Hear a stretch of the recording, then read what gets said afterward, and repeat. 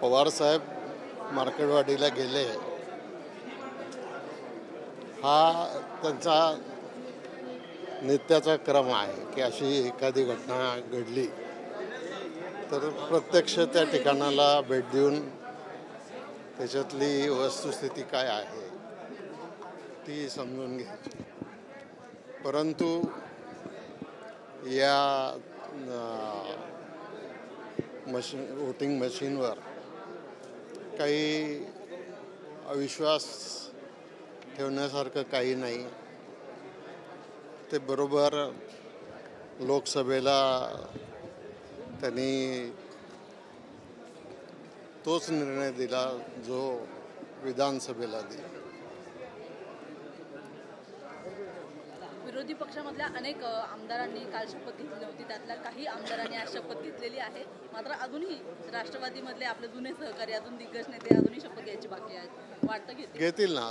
आजचा दिवस आहे. आजच्या दिवसात शपथ घेतील आणि जरी सभागृहात शपथ नाही घेतली तरी राहिलेल्या लोकांना विधानसभा अध्यक्षांच्या चेंबरमध्ये शपथ घेता येते.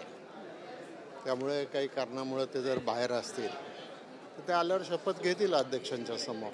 सर, खरं तर इंडिया आघाडी मुद्दा आहे की आमदारकी आल्यानंतर किती दिवसानंतर शपथ घेऊ शकते, किती लॉंग टर्म चालू शकते, असं काही आहे का? असं काही नाही. सभागृहामध्ये फक्त दोनच दिवस आहे कार्यक्रमाप्रमाणे. उद्या अध्यक्षांची निवड होईल आणि राहिलेले आमदार जे आहेत ते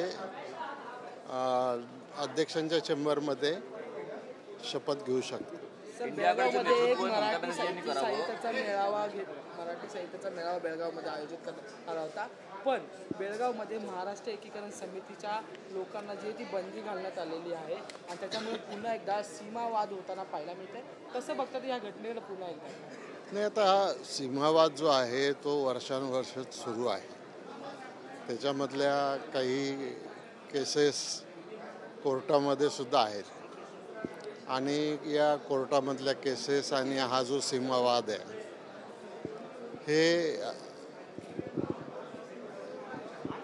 राष्ट्रीय लेवलला जिथं जिथं असे वाद चालू आहेत त्याची सगळ्याची चर्चा करून एकदा त्याच्यातून मार्ग काढला पाहिजे. इंडिया आघाडीचं नेतृत्व हे ममता बॅनर्जी यांनी करावं. इंडिया आघाडीचं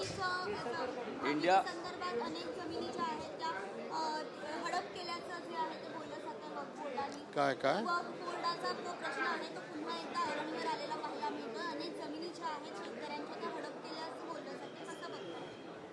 त्याची सरकार चौकशी करेल ना. सरकार त्याची चौकशी करेल आणि योग्य ती कार्यवाही करेल. इंडिया आघाडीच्या नेत्यांनी आज मुख्यमंत्र्यांची भेट घेतली. त्यांनी अशी विनंती केलेली आहे की विधानसभा उपाध्यक्षपद आणि विरोधी पक्ष नेतेपद हे देण्यात यावं यासाठी विनंती केलेली आहे. मुख्यमंत्री म्हणले की सकारात्मक आम्ही विचार करू. काय वाटतं की एकूणच विरोधकांचं संख्याबळ बघता शक्य आहे, होऊ शकतं?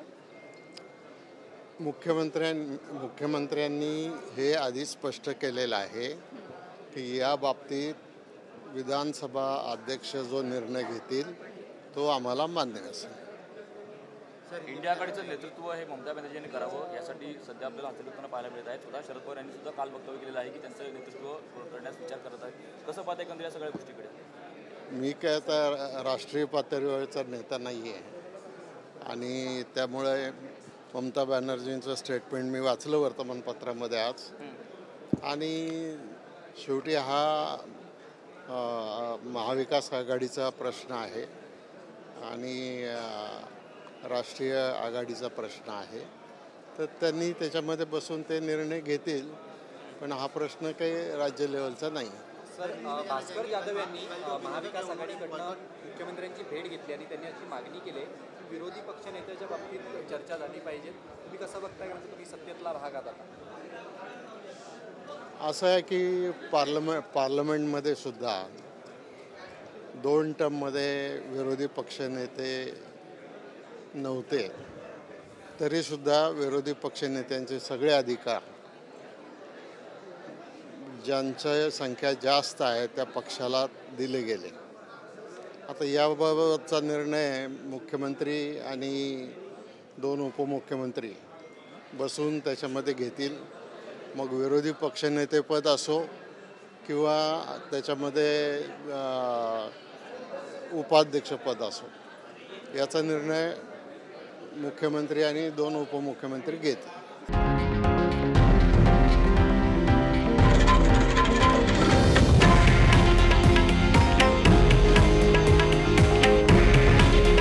हे आहे देशातील नंबर 1 न्यूज नेटवर्क आणि आपण पाहत आहात TV9 मराठी. काळजी तुमची, हित महाराष्ट्राचं.